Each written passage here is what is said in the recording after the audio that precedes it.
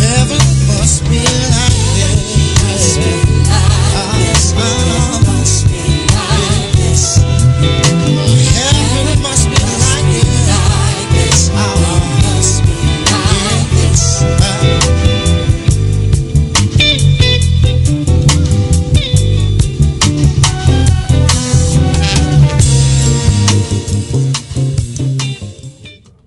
All right. We are now live. You're tuned in to the Success Scholar here at eLife Media. We are here live each and every Monday night. You can check me out on elifemedia.net. And I do have some guests that I'm going to get in that I just got in. So let's see if we can make that happen here. But thank you all for tuning in, listening in. Had a wonderful, wonderful weekend. It's just been phenomenal. And I am the Success Scholar Haki Ammi. Let me make sure that everybody is getting me correctly there. Let me get that mic out of the way. Make sure everybody can see me nice and good. So want to thank everybody for tuning in, listening in. And we're going to talk about a few things today. Got a few guests here. It's going to be joining me here. But, I just wanted to, say thank you to those that joined me last week. Actually, Sister Naja and Sister Brenda tuned in with the Vegan Soul Fest. And before I get my guest in, let everybody know that we have the film screening of Before I Do coming to Baltimore this Friday, 7 p.m. So for you all that are out there, please do consider checking that out. I apologize. Let me see. So, and you at home, you can go to elifemedia.net and download the Ustream app to check us out here. So I'm going to make sure my guests are up and ready. And we'll see if they are up and ready. But had a phenomenal weekend this past weekend, and actually last week, the Urban League Conference. I can't recall whether it's the second or third. I'm sorry, I don't know how many years they've been doing the conference, but it has been this time in Baltimore, Maryland. And so we just had a phenomenal time. So I'm going to lay out, just some of the highlights, if you will, of that, because I believe that it was that transformational for me in a sense of really diversifying, my network and my brand, and really just understanding that sometimes you have to go outside of your immediate scope or your immediate network to create and expand. And if you're not creating and expanding, you're dying. So that's what I have to say about that. But definitely there's a lot going on in the world. Of course, condolences to the family of the young lady in Baltimore, Miss Gaines, real unfortunate case. And I think that we owe it to our young people to teach a level of personal responsibility to those that wish to establish some level of resistance to oppressive forces, and personal responsibility and protocols and rules of engagement. Because, sometimes individuals are out here and they are engaging in a global system of white supremacy, racism, white supremacy, and they, may try to fight little battles, but it's not about fighting all these little battles sometimes, and and sometimes we fight the wrong battles, and that can really frustrate us and frustrate many individuals who are upset about various forces that are out here. And so without see. I don't know.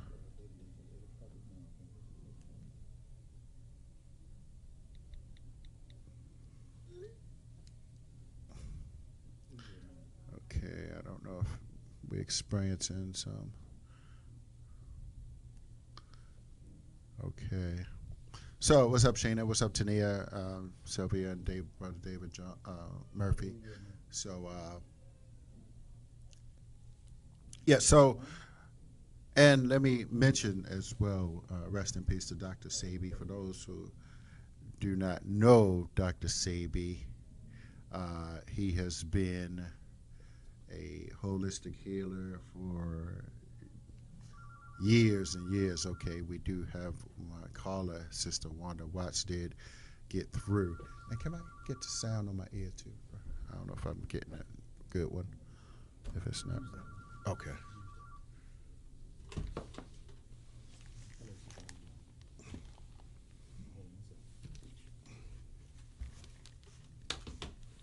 Okay, that's better. That's better.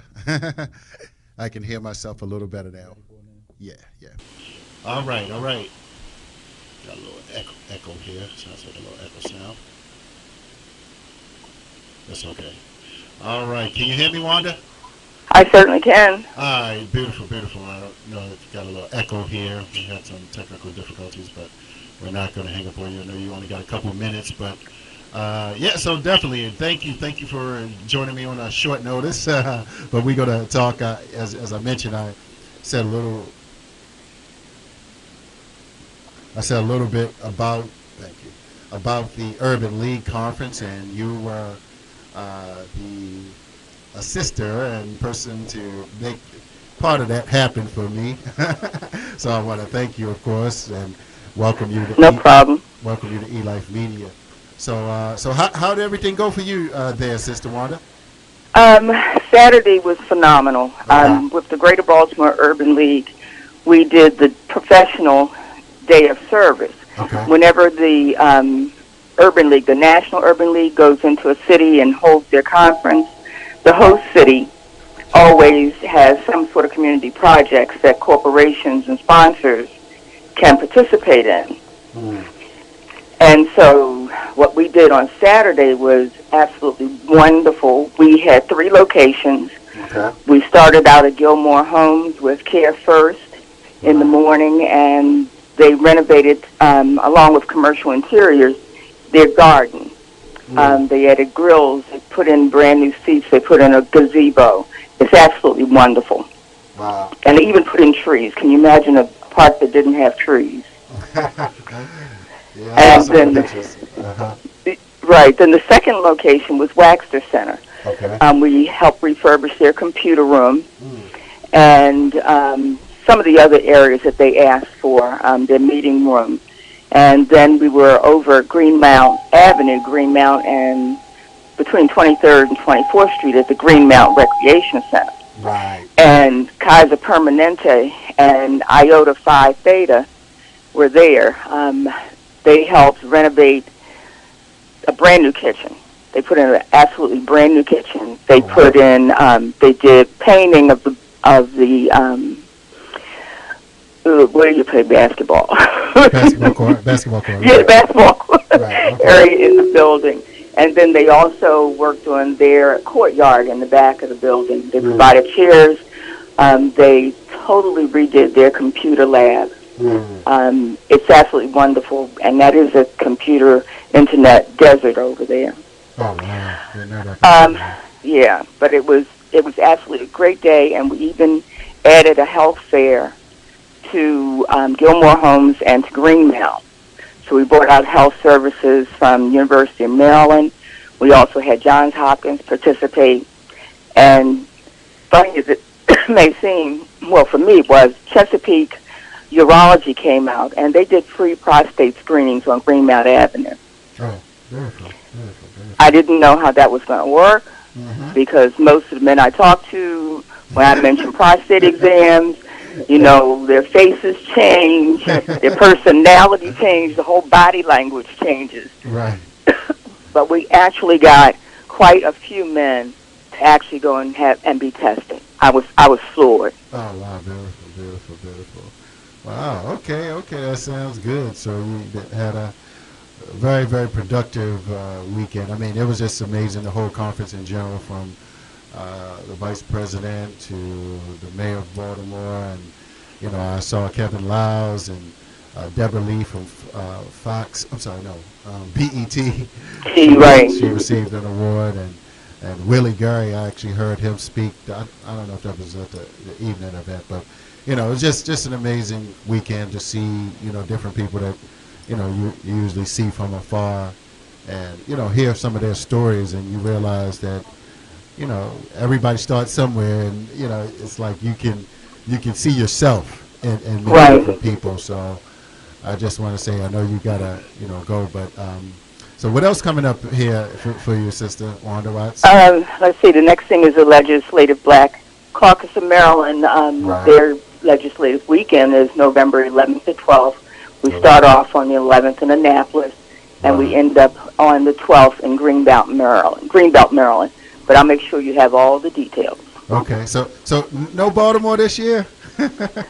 Well, no, because it's the Legislative Black Caucus of Maryland. No, like they did the what was the breakfast last year at the Right. But now we're trying to spread it out to other areas of the just city. mixing it up. Okay. Right. Oh, because that's good. That's good. Yeah. they cover the state, so we don't want to hog up, Right. one area. That makes sense. I like that idea. So give Yeah. other people who may be in a specific area that may not have came last year. That's good. That's a good Yeah. idea. That's smart. That makes sense. Thank you. So all right. Well, anything else you want to share? I know you gotta keep it going, and No, I'll come back later and Yeah. and add some other things to your calendar. all right. That sounds good. Okay. Appreciate it. But thank Appreciate you it. for the Thank you. opportunity. Thank you very much. Take care. All right. Bye-bye. All right. So that's Sister Wanda Watts, and she was one of the organizers of the Urban League. A little later. Organizers of the Urban League Conference. What's up, Kendall? What's up, Joseph? Of the Urban League Day of Service, as well as the Maryland Legislative Black Caucus coming up. And that was smart what they said they're going to do. They're going to move it around in different areas. Like last year was at the Gaylord and at in Baltimore. They had a breakfast in Baltimore, and then they had a breakfast and then a evening gala at the Gaylord.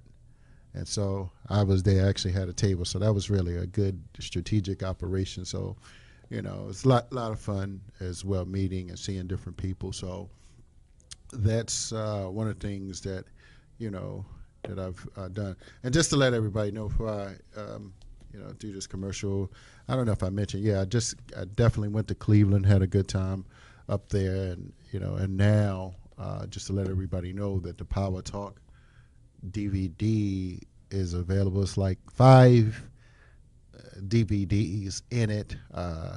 Professor Griff, Booker Coleman, Dr. Booker T. Coleman, Dr. Julius Garmy, Dr. Ava Muhammad, Dr. Leonard Jeffries, Dr. Patricia Newton, Dr. Anthony Browder, Dick Gregory, Dr. Malifia Asante, Dr. Claude Anson, and Dr. Rosalind Jeffries. So a few people, but I have several of these, as well as the 7 a.m. and Black Friday DVD.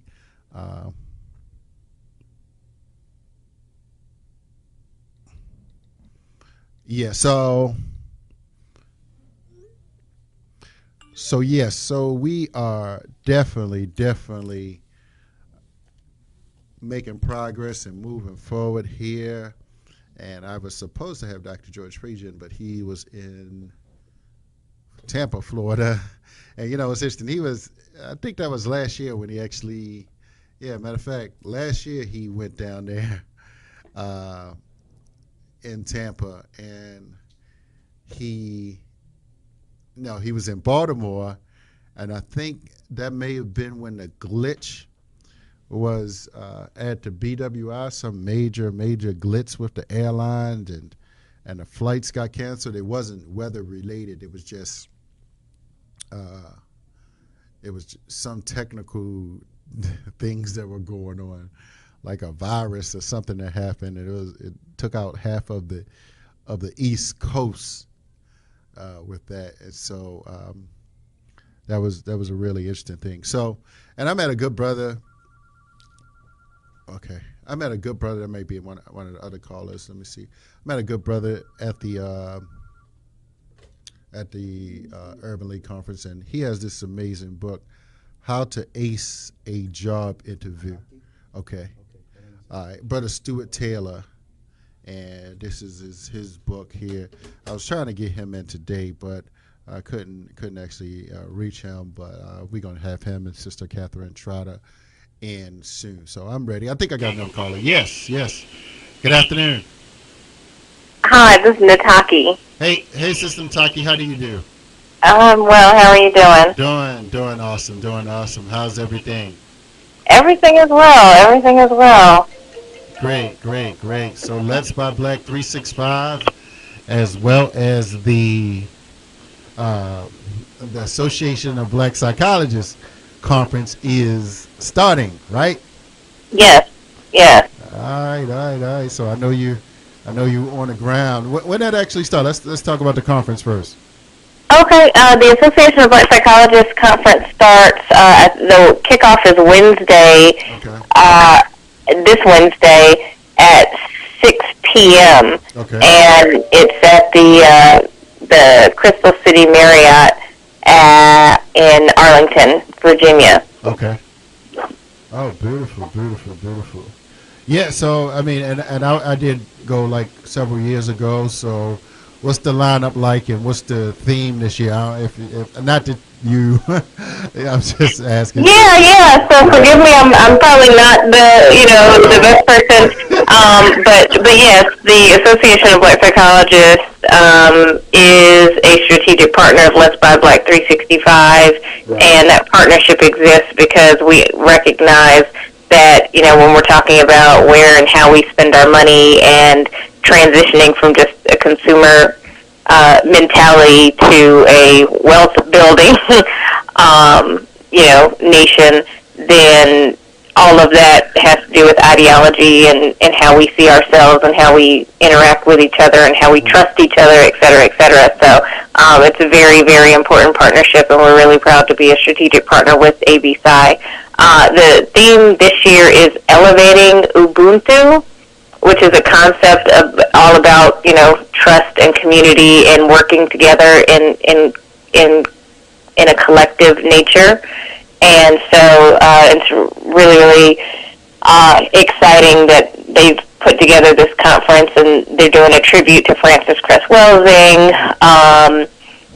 Wade Nobles, who's one of the founders of the National Association of Black Psychologists, is speaking. Of course, my mother, Dr. Maria Kambon, is doing a presentation.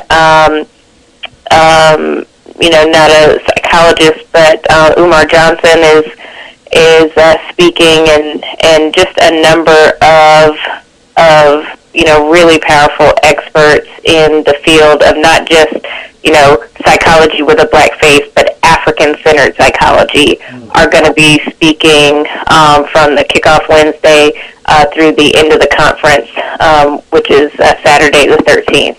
Oh, beautiful.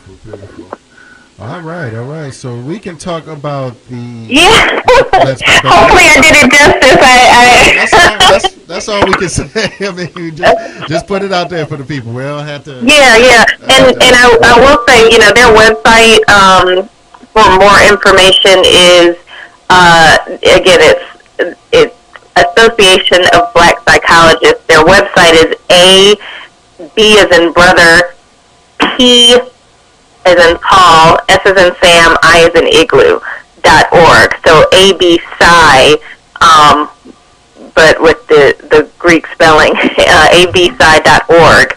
And if you click on the convention, and I just told people to make sure you're clicking on the 2016 convention, because they've actually got the information up for the 2017 convention in Dallas next year. So make sure you're looking at the one for Arlington coming up in 2 days. Okay. All right. Beautiful.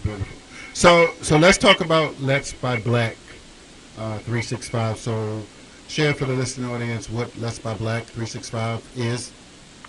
Yeah, so Let's Buy Black 365 is a holistic grassroots movement focused a little bit on what I just shared. You know,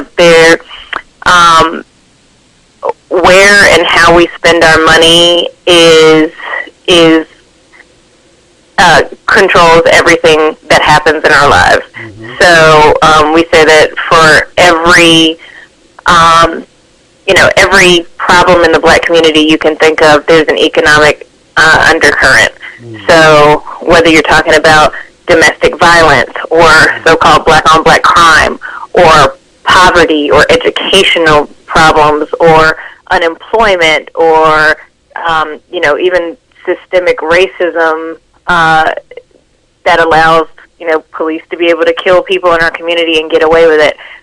For every one of those things, there's an economic undercurrent, and the way to make a shift in the power structure and political structure is to first not wait for, the group of black people around the country to say we are going to, do something as a collective. We do need the collective, and we need unity, but it starts with each individual taking control of where and how we spend our money and taking our power back in terms of how we choose to finance the entities that are around us. And I always say we can choose to finance our oppression or we can choose to finance our liberation. And this movement is really about choosing to finance the committed black-owned businesses. We realize that not every business that has a black face is necessarily committed to the black community, but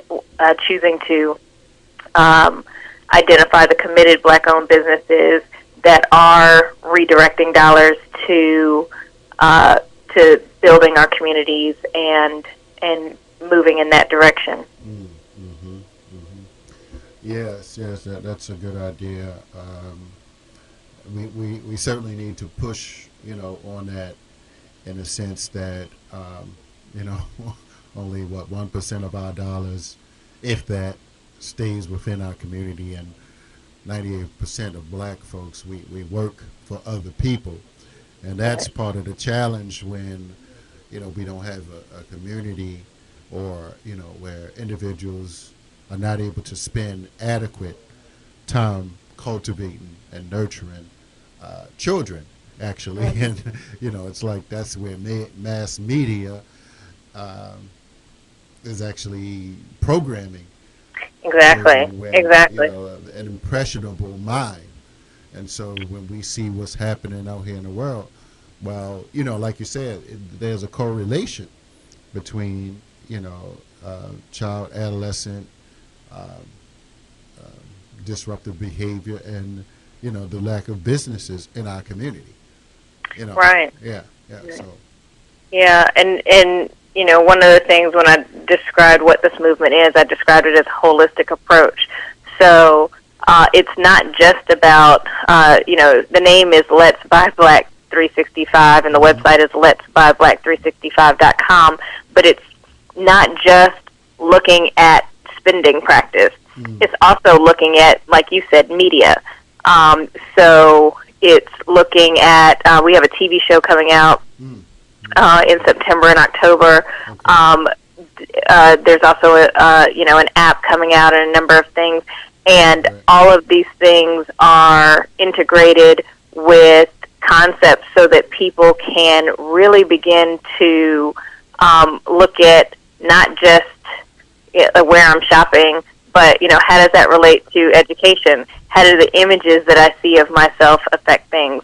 We partner with a number of different media outlets that are committed to redefining how we see ourselves on the big screen and the small screen. Mm-hmm. So, all of these things are interconnected, and because the attacks on our community are very much holistic in nature, and that we're being attacked from all angles, our solutions have to be holistic. Mm-hmm. in that we're looking at culture. We're looking at education. We're looking at psychology.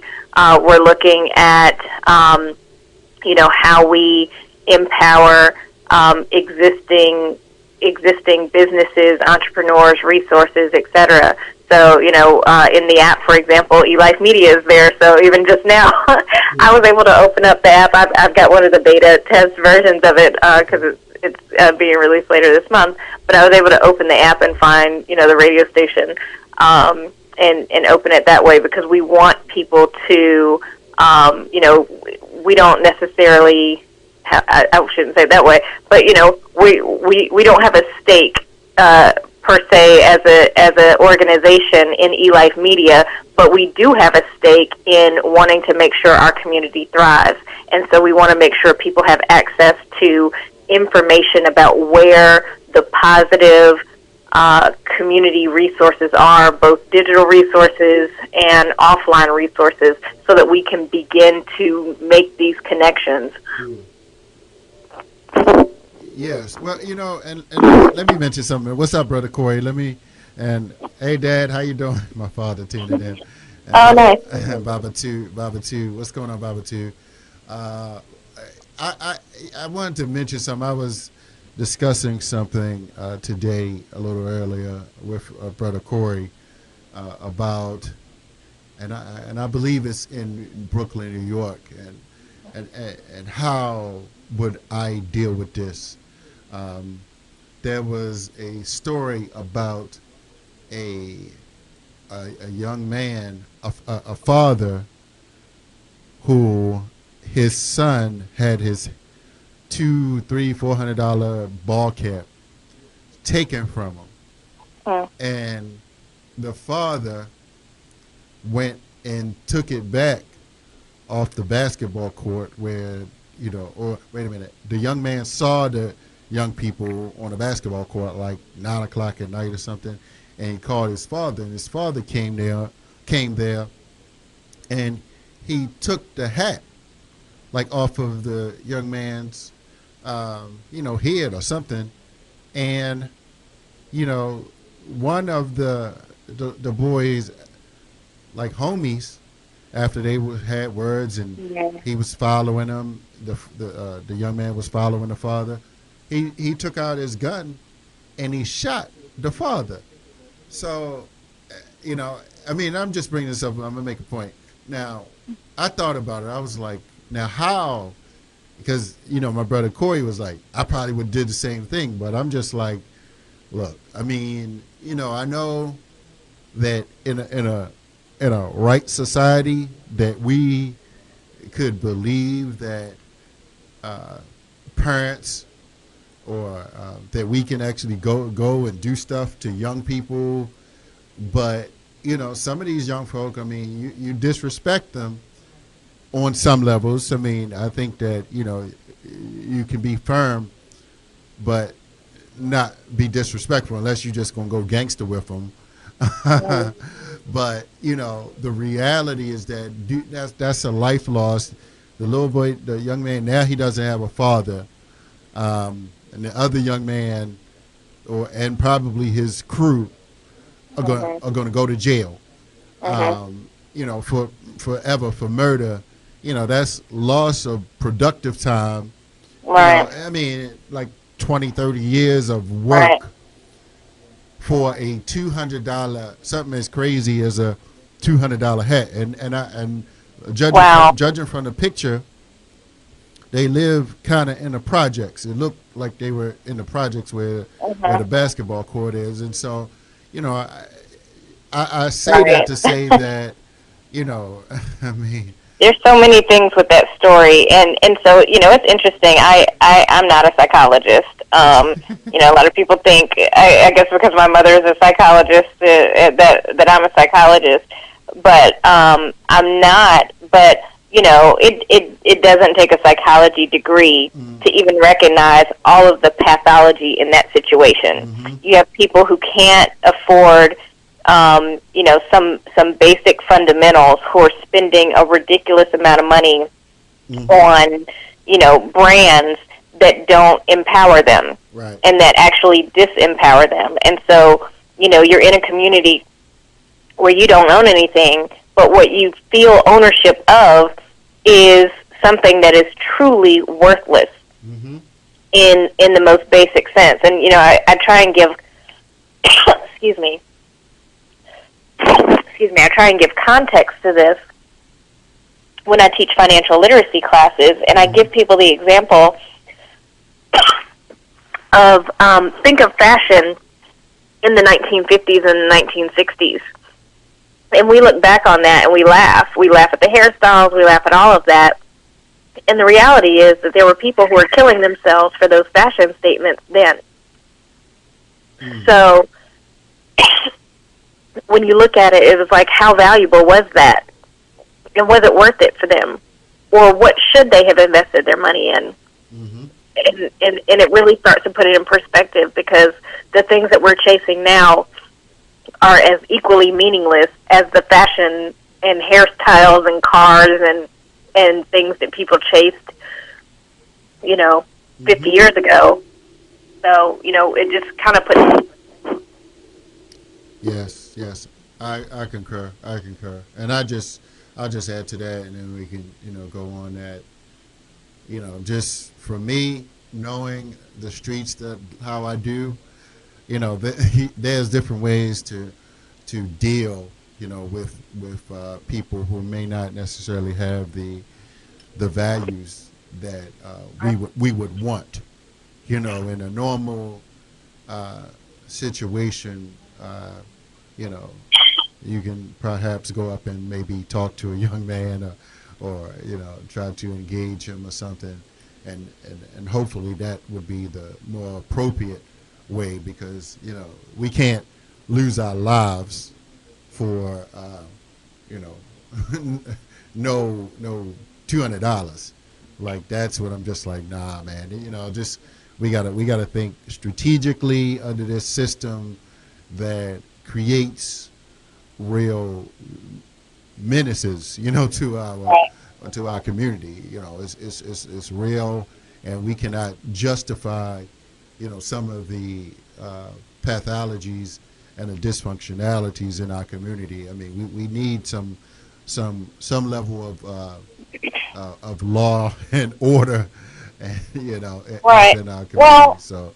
Yeah. Right, and it's interesting that you bring it up, and to really connect the movement to a situation like this. One thing that we do need to recognize is that when communities put resolutions or solutions in place, those solutions are not overnight solutions. Mm-hmm. They take time to implement and affect change. Mm-hmm. And that's what we're looking at. This is not an overnight solution, but it is a sustained effort to affect change. Right. And so it may not affect the current generation. It might, but the goal is to affect the grandchildren of this generation.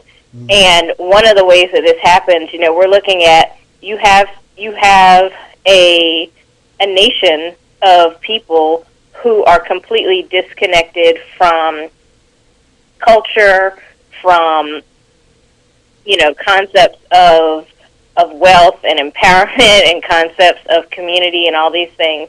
And so what Letsbuyblack365 is doing is really taking an opportunity to connect with people who might be disconnected, and say, it doesn't matter, what your philosophy is. We can make buying black fun, incentivized. We can have, all different kinds of things. So it's not waiting for a nation of people to wake up and make a shift. Right. Yes. So, for example, there's a social network, and anyone can go in and invite their friends to join, and they get points and prizes and giveaways and all these kinds of things.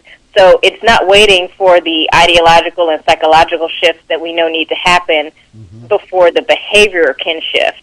Right. So people it's incentivizing people to buy black regardless of where their psychology is, but then also working on psychology, working on just teaching concepts about what is valuable, because that whole story is a clear example of valuing the wrong thing, and a true, testament to how effective the system of racism and white supremacy is. Because what that story said to me is, things made by people who don't look like me are valuable, Right. but the life of someone who looks like me is completely expendable.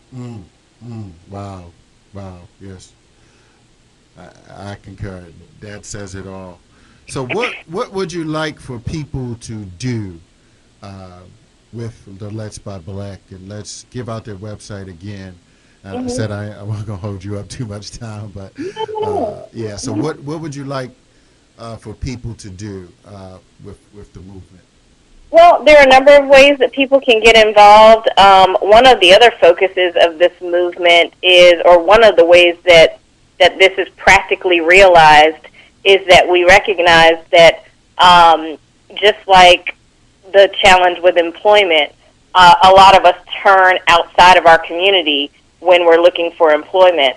And a solution that's been talked about for years is, what if we just brought our talent back home? And, not everyone is in a position to do that. Not all businesses are in a position to really afford some of our most talented people. But, through the movement, we have opportunities where people can take their talents, whatever they are. We've had, graphic designers and web designers and marketing people, people in that vein. But we've also had people who are engineers and, some people who, just work, regular jobs say, I want to commit an hour or a couple of hours of my week or my month to something to do with empowerment. And so we welcome people to do that through Letsbuyblack365 and really begin to feel like they're part of a larger community of us around the country. So they can go to Letsbuyblack365.com. Again, which is there to signify the unity. Buy is in BUY shopping. Black 365 is in 365 days a year. Letsbuyblack365.com.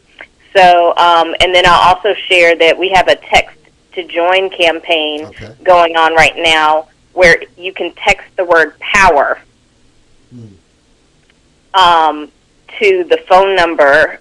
So text the phone number 301-244-9072. Text the word power with your name and email address, and there is a national call to action for Black people that's happening here in the next couple of weeks. And if you text power, your name and email address, you'll be in on the the initial round communications of what that is, because there are Black people all over the country, some of whom have known about some of the changes we need to make for a while, some of whom are just coming into some of this information and consciousness in recent days, weeks, or months, who are really ready. And so this national call to action is for those who are sick of talking about it, sick of complaining and marching and protesting and not getting the justice or the progress that we need. For anybody who is in that category, this is a call to action where we're saying, we're not marching or asking anyone else to create justice in our communities. We have the power and ability to affect change on our own, and we're taking our power back. All right, Ashe. All right, well, I appreciate that, sister. So I'll let you go ahead and handle the Let's by Black movement and get ready for the Black Psychologists Conference there. So I appreciate you calling in on such short notice. So thank you, and Let's by Black 365 family. All right, thank you, Brother Haki, for all you do. Thank you very much. All right, peace with us. All right, so shout out. Andrene Speaks, shout out, thank you for tuning in. I know you you all had the operation and getting individuals to go to Harbor Bank and make deposits into the Black Bank in Baltimore. Shout out and thank you for that, sister. Keep up the good work. Brother Roger Harris, thank you. I appreciate if we could talk soon, brother. But no, so I appreciate Baltimore. Wait a minute. Be More Jazz. Was it Baltimore Jazz? Be More Jazz? Not Charm City Jazz. I think it's Be More Jazz, but let's see. I think it's Charm City Jazz. Brother Roger Harris. I appreciate that. And Sister Naja, thank you for reaching out, chiming in. We had earlier Sister Wanda Watts joining me on, and many in Baltimore. I know the great sister worker, community builder, and business networker. And of course, and the Vegan Soul Fest is and we just had you all, the Vegan Soul Fest, on just last week. And they bank with Harbor Bank. So that's a movement within itself that is picking up. And Sister Andrene speaks again. She just had a few sister with Brother Hakeem, Shabazz Muhammad up at Taba Taba was there in the place. I don't know how he got connected with that. Hakeem was in there with all those sisters, just like showing up. All of them had on shirts, and Hakeem just showing up in the middle. But yeah, so we definitely appreciate everybody. I appreciate my callers and everyone that called in. But definitely, I'll be having this brother on, because again, and I'm not, one to tell everybody. I mean, let me just make it clear, and at the Urban League Conference, there was a woman who said, I'm not an entrepreneur type. I ain't trying to start no business. I'm comfortable where I am. I mean, don't say that. I started to stand up and be like, what you talking about? Like, do a, what's it called? What's the little guy on Different Stroke? Arnold. What you talking about? But, we can't tell our people not necessarily, she didn't say for you not to start, but keep the, because many of us have a defeated psychology and how we perceive business. And, bottom line is that I'm not saying that everybody has to jump out there and don't force yourself. Don't force yourself to jump out there. But I wanted to be one where, where we actually connecting the conscious consumers, employees, those that have an employee mindset to develop an entrepreneurship, as well as understanding that you have to have a level of work ethic to where you're not just sitting around watching television and just letting your days go by, or just socializing all the time. Life is too short, if the song may say. You hear that I'm dropping all those 80s. Life is too short, and what's the other one? Letting your days go by. I'm just dropping all the 80s. I think those were the 80s joints. But yeah, so so the woman said, I'm comfortable. Yeah, so we need, bottom line is that you're going to have to learn. I mean, I'm absolutely down for pushing individuals to create businesses. I mean, when you talk about crime and violence and poverty and black on black violence and police violence, I mean, the law enforcement are there to protect the property owners and those that have wealth in this society. And so the bottom line is that when an individual feels stuck and trapped and desperate and destitute, from the frustrations of poverty, and those that subconsciously, because people know subconsciously that they have to do certain things to make money in this society. And shoot. And if law enforcement are there to protect, protect those that have money from those that do not. I'm sorry, yes. It's just going to be inevitable. So the question becomes, and I think many, even in law enforcement, do have a proper understanding of that, and many are engaged in that understanding. But I know it's a system, it's a business, it's an enterprise, just like the prison is a growth industry that needs raw materials for it to be sustainable. And so some folk have a vested interest in the growth of that and the perpetuation of manifesting a lock 'em up mentality. And so that's what we're dealing with, and so that's where the war is being pushed. And somebody posted something today, because I'm gonna go out on a limb with this, and just say that the whole Black Lives Matter movement, and I haven't really said much, but I think it's really, some of it is manufactured in a sense, and there are some sincere individuals, but we have had groups and people within those groups that have addressed these same issues. But why do this organization or this theme? Yes, and the theme is right and exact, but why does this get pushed and promoted? And there are several reasons that I won't necessarily get into all of them right now, but what I will say is that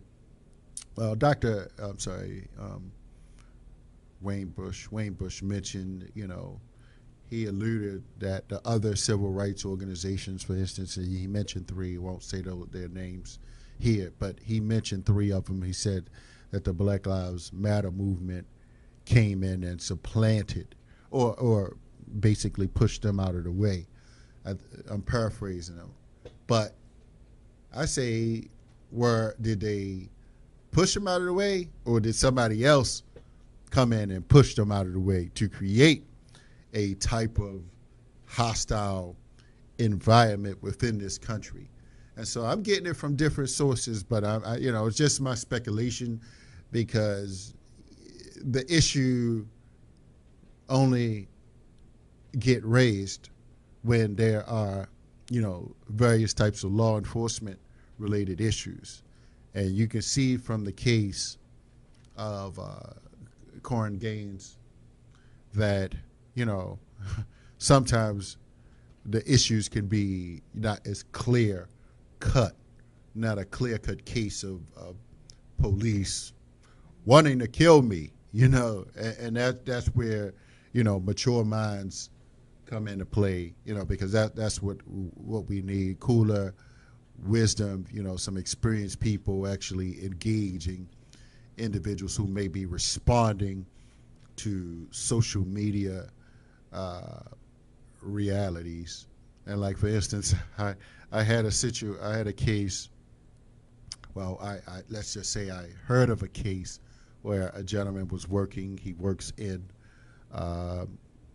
first response, shall I say he's a first responder, but there was a homeless guy, and the homeless guy, he's kind of out of it, had his eyes closed, and he thought that these first responders, which I believe were working in emergency medical services, the fire but he had his eyes closed, may have been intoxicated a little, but he said, I don't have, what did he say? They asked him, why don't you go to a shelter? Or why are you here? I don't go to shelter because I won't get robbed. I'm here so I won't get robbed.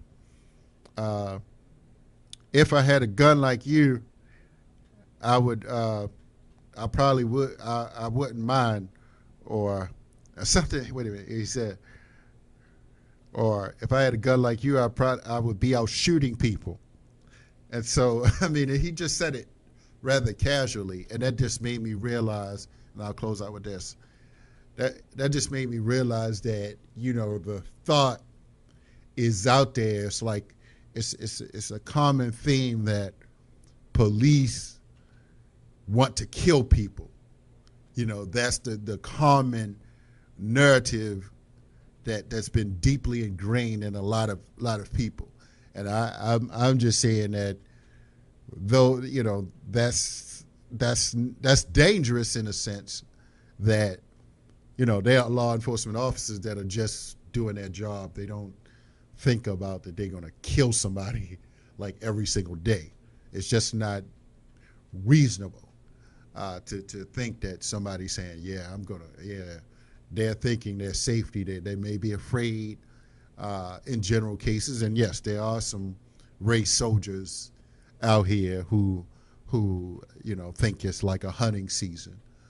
But I'm going to say that, on average, most, like on a regular traffic stop, they're just doing their job, and hopefully they will have enough sense and decency to de-escalate a situation. And so that's what I have to say about that. I do have some experience to that degree that I won't elaborate on. But it's been a decent show. Thank my callers again. And you can get my book. And don't forget, Mission Unstoppable, Extraordinary Stories of Failures, Blessings. Best-selling book with Les Brown, Dr. George Frazier.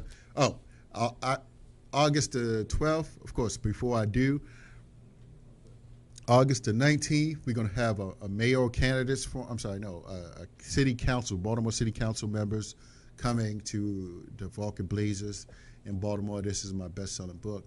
And I do have 7 a.m.'s Black Friday, and, of course, the Power Talk 3 lecture. And Damon John, Dr.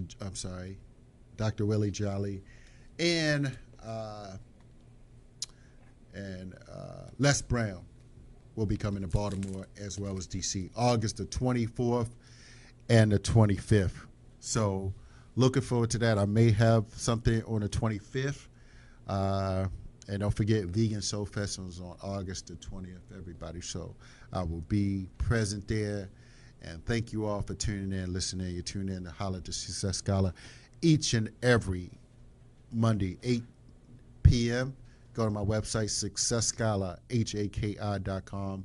So I thank you all for tuning in, listening in. Till next week, peace.